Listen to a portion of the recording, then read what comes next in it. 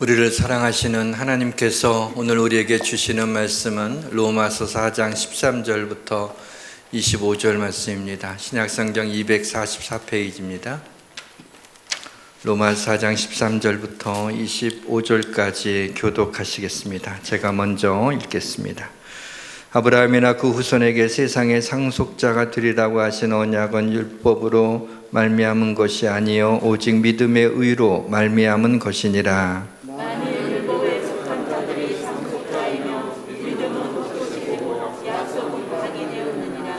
율법은 진노를 이루게 하나니 율법이 없는 곳에는 범법도 없느니라.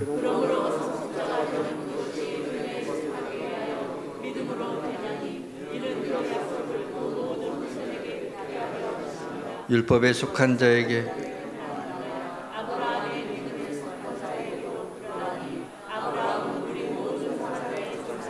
기록된 바 내가 너를 많은 민족의 조상으로 세웠다 하심과 같으니 그가 믿은 바 하나님은 죽은 자를 살리시며 없는 것을 있는 것으로 부르시는 이시니라.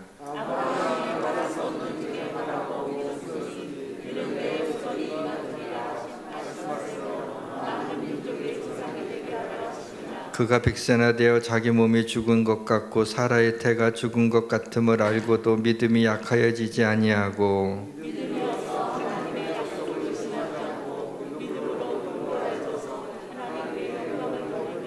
약속하신 그것을 또한 능히 이루실 줄을 확신하였으니 그에게 의로 여겨졌다 기록된 것은 아브라함만 위한 것이 아니요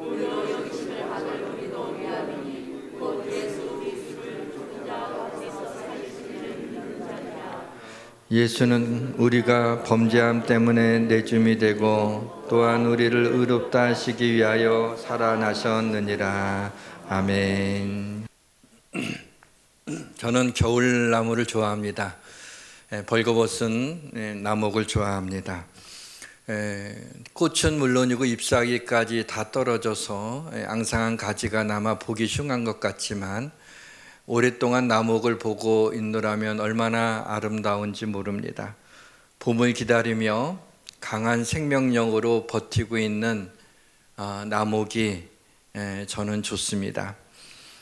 십자가 아래에서 인생의 무거운 짐을 내려놓고 위선과 죄악의 옷을 벗고 하나님 앞에 서 있는 인간의 모습이 아름답습니다.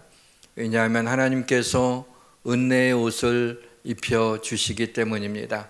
2023년에는 하나님께서 우리 사랑하는 성도들의 그 은혜와 사랑과 축복의 옷을 입혀주시기를 주님의 이름으로 축원합니다. 모든 것이 잘 될 것입니다. 평생 믿음 생활했으면 이제는 좀 견고한 믿음을 가질 때도 됐는데 아직도 삶의 작은 풍파를 만나면 믿음이 제 기능을 하지 못하는 적이 많으니 어찌된 일인지 모르겠습니다. 믿음이 없는 것도 아니고 하나님이 나를 사랑하신다는 것을 의심하는 것도 아니고 그리고 주님을 정말 사랑하는데 은혜가 없이는 살 수 없다는 것을 고백하고 있지만은 여전히 우리의 믿음은 연약합니다. 믿음은 신비입니다. 그냥 믿기만 하면 되니까 너무 쉬운 것 같은데 또 믿음은 믿음을 갖기란 또 너무 어려운 것 같기도 합니다. 믿음은 평면적이 아니라 입체적입니다. 믿음은 여러 가지 각도에서 설명되어질 수 있습니다. 오늘 말씀은 아주 중요합니다. 믿음의 본질, 믿음의 코어, 믿음의 핵심에 대해서 함께 생각해 보려고 합니다. 성령님의 은혜가 부족한 종과 사랑하는 성도님들에게 이 시간 임하여 주시기를 주님의 이름으로 축원합니다. 흔히 구약시대에는 율법으로 구원받고 신약시대에는 은혜로 구원받는다고 알고 있지만 그렇지 않습니다. 구약시대에든 신약시대에든 오늘날에든 하나님의 은혜로 믿음으로만 구원을 받습니다.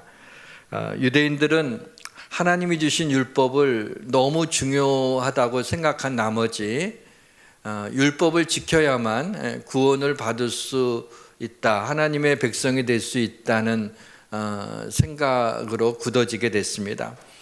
예수를 그리스도로 주로 받아들인 유대인 크리스천들에게도 그러한 생각들이 남아 있었습니다. 대표적인 예로 할례를 들 수 있습니다. 당시 유대인들은 할례를 받아야만 하나님의 백성이 된다고 생각을 했습니다. 할례를 받아야만 하나님의 백성이 되는 것이 아니라 하나님의 백성이 되었다라고 하는 표로 할례를 받는 것입니다. 할례는 오늘날 세례를 의미합니다. 바울이 로마 교회 성도들 가운데 특히 예수를 믿는 유대인들에게 하나님의 백성이 되는 구원받은 믿음이 무엇인가를 설명해야 될 필요를 느끼고 로마서, 오늘 본문을 담고 있는 로마 4장에서 그 이야기를 하고 있는 겁니다. 여러분, 엑스레이를 찍는 것은 엑스레이를 통해서 병을 발견할 수는 있지만은 그 엑스레이로 병을 치료할 수는 없는 것입니다. 마찬가지로 율법으로 죄를 깨닫게 할 수는 있지만 그 율법으로 죄를 용서할 수는 없습니다. 예수 그리스도의 십자가에서 흘리신 피가 내 죄를 씻어주신다는 사실을 믿고 고백하게 될 때 죄사함을 받게 되고 하나님의 백성이 될 수 있는 것입니다. 그리고 로마 사정은 율법으로 행위로 구원받는 게 아니라 믿음으로 은혜로 구원받는다는 것을 설명하기 위하여서 아브라함과 다윗의 예를 들고 있습니다. 아브라함이 하나님을 믿을 때 그것이 그에게 의로 여겨진 바 되었다는 겁니다. 오늘 로마 4장 1절에서 3절을 보시면, 그런지 육신으로 우리 조상인 아브라함이 무엇을 얻었다 하리요, 만일 아브라함이 행위로서 의롭다 하심을 받았으면 자랑할 것이 있으려니와 하나님 앞에서는 없느니라. 성경이 무엇을 말하느냐? 아브라함이 하나님을 믿으며 이것이 그에게 의로 여겨진 바 되었느니라. 그랬어요.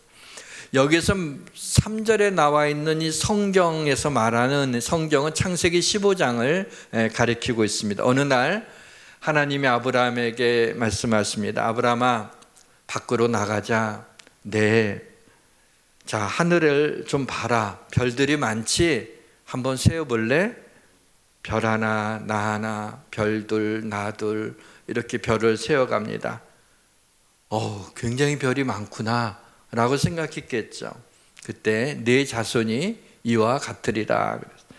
그때 아브라함이 여호와를 믿으니 여호와께서 이를 그의 의로 여기시고, 이때 아브라함의 나이가 75세였습니다. 아이를 갖기가 좀 어려울 때죠. 그런데 하늘의 무별과 같이 네 자손이 이와 같으리라 라고 하는 그 하나님의 약속을 믿었던 것입니다. 그리고 하나님은 이 아브라함의 믿음 하나를 보시고 그를 의롭다 여기셨으며 그를 믿음의 조상이라고 불리우게 했던 것입니다. 우리도 아무리 어떠한 죄가 있고 허물이 있고 연약함과 부족함이 있더라도 그것이 우리의 구원을 방해하지는 못합니다. 그것과는 별 상관이 없습니다. 우리에게 믿음만 있으면 우리가 하나님 앞에 구원받는 것에 장애가 되지 않습니다. 가진 것이 별로 없는 상태에서 성전을 건축할 때 하나님이 기적을 일으키시고 이 부족한 종을 통해 우리 교회를 세워주신 합리적 이유를 찾을 수가 없습니다.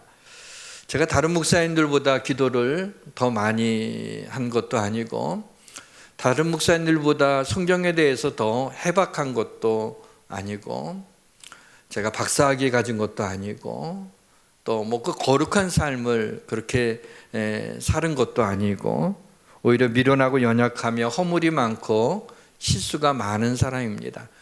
일부러 겸손한 척하는 것이 아니라 정말 그렇습니다. 그러나 단 하나, 저는 하나님이 전능하신 분임을 믿었습니다. 그리고 성경이 사람의 손으로 기록되었지만 그것이 하나님의 말씀이라고 하는 것에 조금도 의심이 없습니다. 왜냐하면 성경이 하나님의 말씀이라고 믿는 것은 그렇지 않고는 성경을 설명할 길이 없기 때문입니다. 저는 목사라 평생 설교를 해야만 하는 그런 상황에 처해 있는 사람이라 평생을 성경을 연구할 수밖에 없었습니다. 그런데 시간이 지날수록 완전하신 하나님의 말씀에 옷깃을 여미게 됩니다. 도저히 수천 년 동안 40여 명의 성경의 저자들이 어떻게 이렇게 일관성 있게 성경을 기록할 수 있었을까라고 하는 사실에 놀라게 됩니다. 더 놀라운 사실은 이 성경을 기록한 사람의 이름은 책에 그 사람의 제목으로만 이름이 남아있지 그것을 쓴 사람의 그림자를 발견할 수가 없고 오직 하나님의 말씀만 살아 역사하시는 것을 볼 수 있기 때문입니다. 저는 한 주 설교가 끝나고 나면 다음 주 설교가 두렵습니다. 저에게는 어떤 아이디어도 남아있지 않기 때문입니다. 적어도 30년 가까이 설교를 했으면 교목할 것까지 생각을 하게 되면 40년 가까이 설교를 했으면 이제는 좀 익숙해질 만도 하지만은 한 주 어떻게 간신히 말씀을 준비하고 선포하고 나면 그 다음 주에 대한 게 그냥 하얗습니다. 그래서 다시 두렵고 떨리는 마음으로 한 주간 말씀을 준비하게 됩니다. 성령님이 역사하시지 않으면 강단에 서서 벙어리처럼 아무 말도 할 수 없을 것입니다. 매주 마른 막다기와 같은 저에게 성령님께서 말씀은 준비할 때마다 인사이트를 주시고 하나님이 은혜를 주실 때마다 가벼운 흥분을 감출 수가 없습니다. 하나님은 전능하신 하나님입니다. 하나님은 완전하신 하나님이십니다. 완전하신 하나님이 당신의 말씀으로 약속하신 것을 믿지 않을 수가 없습니다. 믿지 않을 이유가 없습니다. 그래서 저는 IQ 한 70 정도 되는 사람처럼 성경은 완전하신 하나님의 말씀임을 저는 심플하게 믿습니다. 그래서 말씀을 주셨을 때 하나님이 주신 말씀으로 믿어졌던 것이고 그 믿음 하나가 기적을 일으키고 비록 큰 교회는 아니지만 제가 가진 역량보다 더 아름다운 우리 예수양교회를 세우게 된 것입니다. 그러니까 하나님은 그만큼 우리의 믿음을 귀하게 보십니다. 사랑하는 성도 여러분, 겨자씨만한 믿음이라도 믿음을 가진 사람이 이 세상에서 가장 축복된 사람임을 믿으시기를 주님의 이름으로 축원합니다. 유대인들이 가장 위대한 왕으로 여기는 다윗은 사실은 무서운 죄를 진 사람입니다. 다윗이 우리아의 장군의 아내였던 밧세바를 범하게 됐죠. 왕의 권력으로 불러들여서 동침을 하게 됩니다. 그리고 자기의 죄가 드러날까 그 우리아 장군을 가장 치열한 전투가 벌이고 있는 전장에 보내어 전사하게 하는 무서운 죄악을 저질렀습니다. 그런 다윗이 나단 선지자가 와서 그 죄를 책망하게 될 때 침대를 적시울 정도로 다윗이 회개의 눈물을 흘리게 됩니다. 다윗은 하나님으로부터 용서함을 받았습니다. 이 일에 대한 다윗의 고백입니다. 허물의 사함을 받고 자신의 죄가 가리운 자는 복이 있도다. 아무리 큰 죄를 지은 자라도, 아무리 부끄러운 죄를 지은 자라도 용서함을 구할 때 하나님은 다 용서해 주십니다. 아무리 지난날에 큰 상처와 아픔이 있을지라도, 아무리 불행했던 지난날이 있을지라도 우리 하나님이 다 치유하시고 하나님이 축복해 주실 것을 믿으시기를 바랍니다. 이란 것이 없이 하나님께 의로 여기심을 받는 사람의 복에 대하여 다윗이 말한 바, 불법이 사함을 받고 죄가 가리움을 받는 사람들은 복이 있고 주께서 그 죄를 인정하지 아니할 사람은 복이 있도다. 그래서 우리는 복이라고, 하나님이 주시는 복이라면 제일 먼저 물질의 복이 생각나고 건강의 복이 생각나고 우리 가족들이 좀 평안하게 사는 것이 생각나고 그런 것을 복이라고 생각하는데, 하나님께서 우리에게 복이라고 얘기하신 것은 우리의 죄가 용서받고 가리움을 받는 것이 복이 있다. 그게 가장 큰 복이에요. 왜요? 그 죄사함을 받아야 하나님의 자녀가 되는, 하나님의 백성이 되기 때문인 것입니다. 우리는 세상을 살면서 거저 얻어지는 것이 없다는 것을 배우게 됩니다. 수고해야 싹을 얻을 수 있는 것이고 노력해야 대가를 얻을 수 있다는 건 저절로 체득하게 되죠. 그래서 그냥 거저 얻어지는 것에 대해서는 이게 사기가 아닌가? 그리고 잘못된 확률이 크다는 것을 우리는 인생을 살면서 체득하게 됩니다. 그러한 마인드가 우리가 기도에도 나타나죠. 내가 이 정도 기도했는데, 내가 이렇게까지 기도했는데 하나님의 응답을 왜 안 해주시지? 내 정성이 부족한가? 우리는 기도할 때 하나님의 은혜라기보다는 내가 기도했던 시간과 애씀에 대한 하나님이 그러니까 응답해 줘야 되지 않냐라는 그러한 세상의 그 마인드가 우리도 모르는 사이에 기도 가운데 들어오지는 않습니까? 이것을 설명해 드리기 위해서 앤드류 머레이라는 사람을 여러분한테 좀 소개하겠습니다. 이 사람은 하나님의 전능하심을 온전히 신뢰하는 사람이었어요. 어느 정도였냐면 이 사람 병원에를 안 갑니다. 저는 그렇게 동의하진 않아요. 동의하진 않는데 이 사람의 믿음이 그래요. 자기가 아프면 그냥 하나님께 기도하는 거예요. 전능하신 하나님이, 치유의 하나님이 이거 못 고치시냐 말이죠.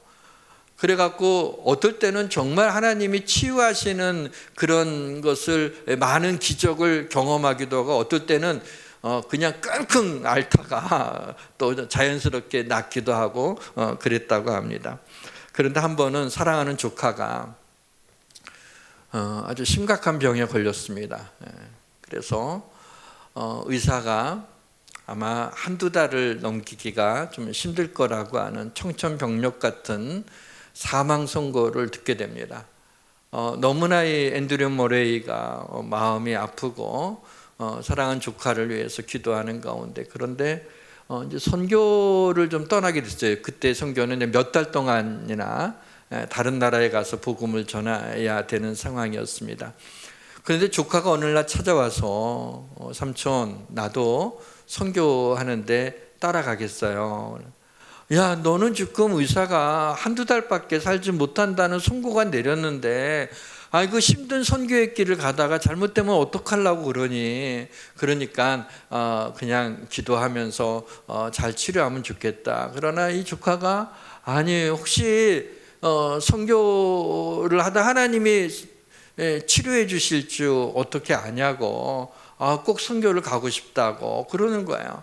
앤드류 머레이가 그래, 하나님이 고치신다면 감기든 암 말기든 하나님에게 그게 무슨 상관이 있으랴, 이렇게 생각을 하고 그래 하고 그냥 사력을 다해 함께 기도를 몇 날이고 열심히 기도한 후에 이제 아멘 하고 이제 하나님이 그러면 선교하는 동안 지켜주시고 네 병을 고쳐줄 줄 믿는다. 그래서 선교를 떠났어요. 떠났는데 한 달도 채 되지 않고 그만이 조카를 잃어버리고 만 겁니다. 여기에서 그만 머레이가 큰 낙심에 빠졌어요. 그렇게 기도했는데, 그렇게 믿었는데, 아니 내 사랑하는 조카를 데려가시다니 어떻게 이런 일이 있을 수가 있는가? 하나님 앞에 원망스러운 마음이, 슬픔을 가지고 따지듯이 하나님 앞에 기도합니다. 여러 날 동안 살이 에이는 듯한 고통을 안고 기도하는 중에 하나님께서 그의 마음에 이렇게 세미한 음성을 들려주셨습니다. 나는 너에게 조카의 병을 고쳐주겠다고, 선교를 하면 고쳐주겠다고 약속하지 않았다. 나는 병든 자를 치료하기도 하고 내 품에 불러들이기도 한다 라는 음성이 들었어요. 그리고 성경을 보니까 그는 임의로 죽이며 임의로 살리며 임의로 높이며 임의로 낮추었나니, 이때 머레이가 유명한 말을 남기게 되죠. 하나님의 자유, 하나님의 뜻에 순복한 겁니다. 아주 중요한 얘기입니다. 믿음은 내가 원하는 것을 믿는 게 아니라 하나님이 약속하신 것을 믿는 것을 믿음이라고 합니다. 조금 더 엄밀한 의미에서 믿음은 하나님의 약속을 믿는 것이 아니라 약속을 주신 하나님을 믿는 겁니다. 우리의 믿음은 하나님을 향해 있어야 되는 거예요. 그 하나님을 신뢰한, 전능하신 하나님, 완전하신 하나님, 나를 당신의 아들을 내어주어 죽일 정도로 나를 사랑하시는 그 하나님에 대한 신뢰, 그것이 믿음인 것입니다. 광야의 노뱀 사건을 잘 알죠. 이스라엘 백성들이 광야 생활을 하니까 너무 힘들잖아요. 먹을 것도 그렇고 마실 것도 그렇고 그 길이 너무나 고나여서 원망합니다. 차라리 애굽에 있으면 좋았을 텐데 우리를 광야로 이끌어내서 우리를 죽이려고 하느냐, 차라리 죽는 게 낫겠다 그러면, 그때 하나님이 그래 그럼 그래라. 그래서 불뱀을 보내죠. 다 물려서 죽어가고 있을 때, 그때 이스라엘 백성들이 다시 모세를 향하여 우리 좀 살려달라고, 진짜 아니었다고, 그냥 불평한 거였다고 좀 하나님 앞에 좀 얘기해 달라고. 그래서 중보 기도를 하죠. 하나님, 이 백성을 광야에서 이렇게 불뱀에 물려 다 죽게 하게 되면 하나님을 알지 못하는 이방인들이, 애굽 사람들이 고바 쌤통이라고 하고 하나님의 영광을 가리울 것 아닙니까? 하나님, 이 백성을 살려주십시오. 이 백성을 살려주시고, 만약에 살려주시지 않으면 제 이름을 생명책에서 지워버려 주십시오. 자신의 영혼을 걸고 하나님 앞에 기도하죠. 그때 하나님께서 그 기도에 응답을 하시죠. 장대, 높은 긴 장대를 만들어서 그 장대 끝에다가 노수로 된 뱀을 만들어서 그것을 높이 들어라. 그래서 그것을 쳐다보는 자마다 나으리라. 그냥 하나님은 간단하게 어떻게 해요? 뭐 얼마나요? 뭐 이런 얘기를 안 하셨어요. 그렇게 하셨어요. 그리고 모세가 하나님이 하신 말씀을 전했어요. 사람들한테 전하고 해서 그 모든 사람이 알게 됐어요. 그 중에는 아니 무슨 약초를 댔든지 독을 빼든지 어떻게 해야지 우리가 살아남지, 아니 그 노뱀을 쳐다본다고 어떻게 살아날 수가 있단 말인가 하고 마음이 굳어져서 안 쳐다보는 사람도 있었고, 많은 사람들이 하나님의 말씀이니까, 하나님이 그렇다니까 그 노뱀을 쳐다본 즉 보는 순간에 살게 된 거예요. 2000년 전에 우리가 보지도 못한 다른 나라 사람 예수 그리스도라고 하는 33살 난 그 예수님, 그 청년이 십자가에서 흘린 피가 어떻게 내 죄를 씻어주는 하나님의 능력이 될 수 있느냐 말이죠. 그게 어떻게 믿어질 수 있느냐 말이죠.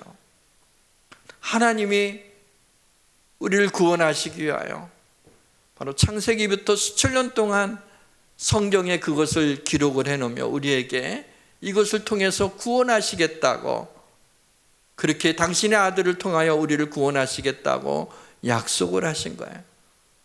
우리가 어떻게 된 은혜인지 그게 믿어졌어요. 성령의 은혜로 믿어져서 우리 예수를 믿게 된 것이죠. 놀라운 일이 아닐 수가 없어요. 아브라함은 어떤 하나님을 믿었어요? 본문 17절에 18절은 하나님을 이렇게 소개하고 있어요. 죽은 자를 살리시며 없는 것을 있는 것으로 부르시는 하나님이라.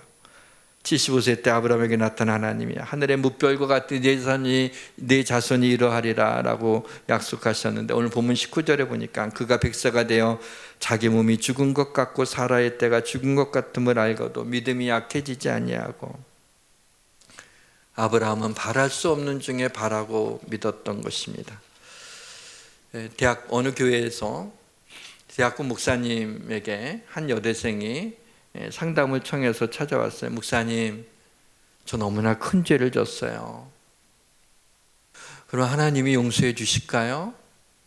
물론 네가 회개하면 너의 모든 죄를 용서해 주실 거야. 아니에요, 용서해 주시지 않을 거예요. 아니, 용서해 주신다니까? 어떻게 그 죄를 짓지 않는 것처럼 그렇게 없애줄 수가 있어요? 어떻게 하면 좋아요? 네가 어떤 죄를 졌는지는 내가 모르겠지만 하나님은 네가 어떤 죄를 졌든지 다 용서해 주신다고. 용서하지 못할 죄는 없어. 아니에요. 목사님이 모르셔서 그렇지 절대 용서 안 해주실 거예요. 얘가 도대체 무슨 죄를 졌길래 일어나 하고 궁금하긴 했지만 차마 물어볼 수가 없었죠. 내 죄를 위해서, 그래서 하나님이 당신의 아들 예수님을 십자가 달려 피 흘려 죽게 하심으로 내 죄를 용서하셨어. 너는 그것을 믿기만 하면 용서함을 받아. 절대로 하나님이 용서 안 해주실 거예요. 목사님이 살짝 화가 나더라네요. 그럼 왜 나한테 와서 상담을 해? 뭔 대답을 듣기로 원하는가? 그래서 그냥 마음 같아서는 그냥 그래 하나님 용서 안 하신다. 그렇게 이제 얘기하고 싶지만 그렇게 말할 수는 없고 그냥 같이 기도하자라고 이제 끝냈다고 합니다. 사랑하는 성도 여러분, 하나님이 용서해 주신다고 그러면 용서해 주시는 거죠. 하나님 앞에 죄를 진 거잖아요. 하나님이 용서해 주시면 되는 거잖아요. 그것을 믿는 것을 믿음이라고 하는 것이에요. 하나님의 전능하심에 대한 그 신뢰가 믿음입니다. 하나님에 대한 크레딧, 그 신뢰를 하나님이 의로 여기신다라고 말씀하고 있죠. 사실은 아브라함과 사라가 그렇게 믿음이 약해지지 않고 확신 가운데 있는 사람들이 아니었어요. 믿음이 흔들린 적이 여러 번 있었습니다. 사라가 아무리 기다려도 그렇게 하나님이 약속한 걸 처음에 믿었어요. 그런데 아이가 안 생기는 거예요.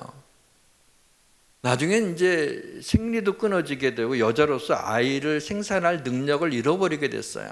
그래서 사라가 그러면 아무튼 당신 후대를 이어야 되니까 당신 씌면 되잖아. 내 몸종인 하갈하고 동침하라고. 그래서 후사를 이어가자고. 아브라함이 또 동의를 했어요. 그걸 동의를 했어요. 그래갖고 이스마엘을 낳았죠. 그리고 나서 나중에 십몇 년 뒤에 사라의 태를 열어서 죽은 것 같은 사라의 태에서 이삭이라는 아들을 낳게 하는 기적이 일어나게 되죠.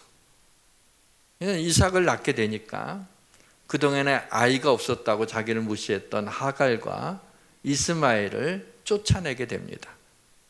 그때 하갈과 이스마엘이 쫓겨나면서 이를 갈죠.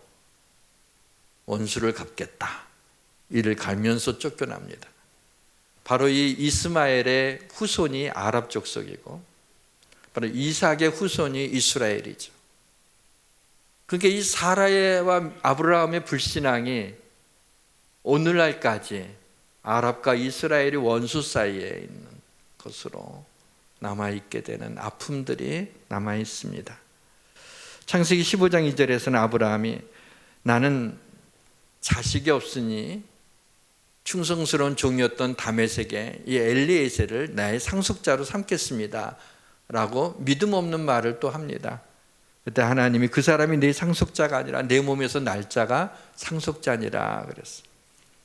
또 창세기 17장 17절에 가서는 아브라함이 99세 때가 됐어요. 이제 드디어 하나님이 이제 약속의 아들을 주겠다고 이제 곧 주겠다고 그랬어요. 근데 나이가 지금 100세가 다 됐는데 어이가 없던 아브라함이 헛웃음을 짓죠. 그리고 이렇게 얘기합니다.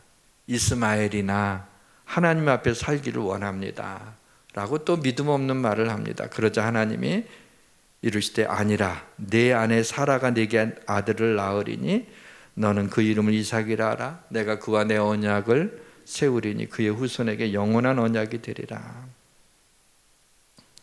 하나님은 아브라함과 사라가 믿음이 약해지거나 의심의 덫에 걸렸을 때마다 찾아오셨어요.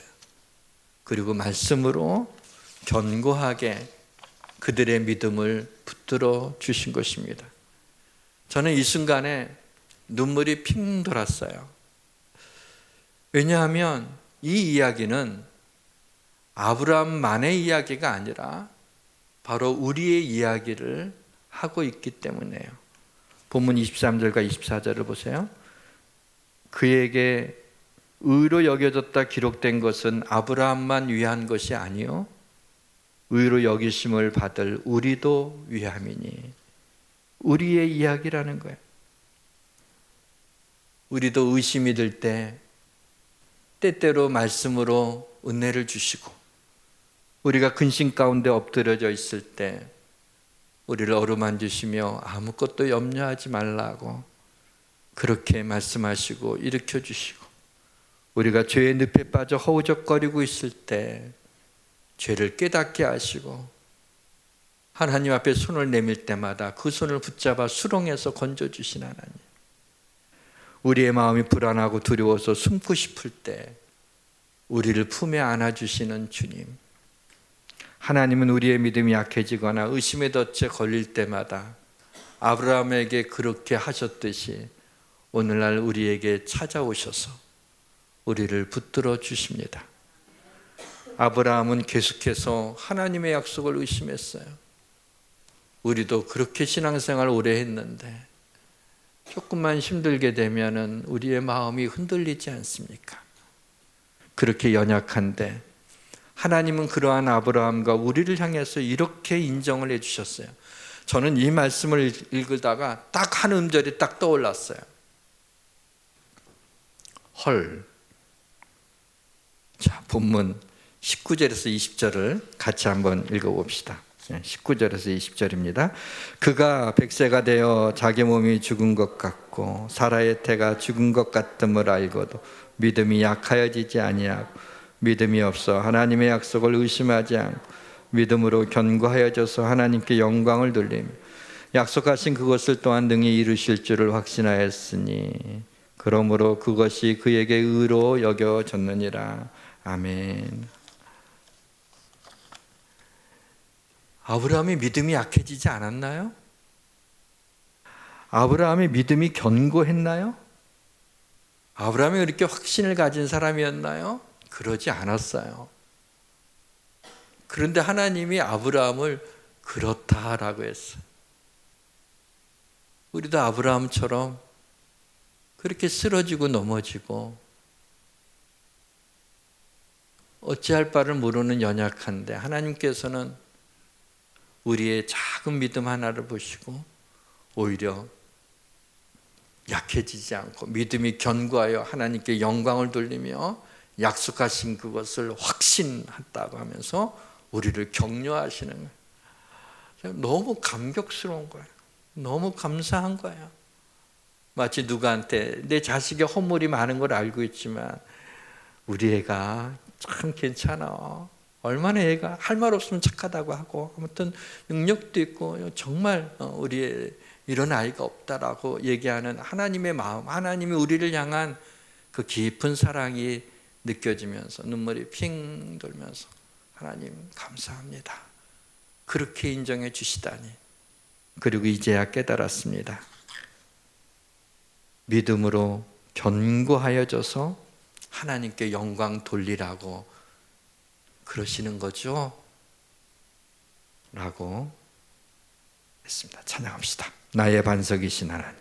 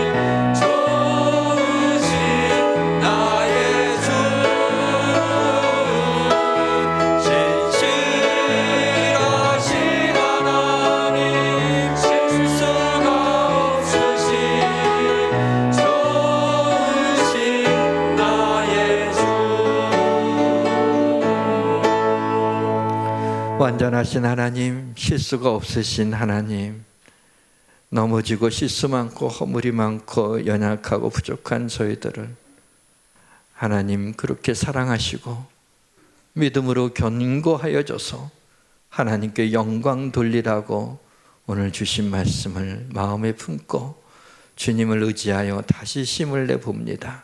하나님, 우리 성도들 믿음이 연약해지지 않도록 붙들어 주옵소서. 예수님의 이름으로 기도합니다. 아멘.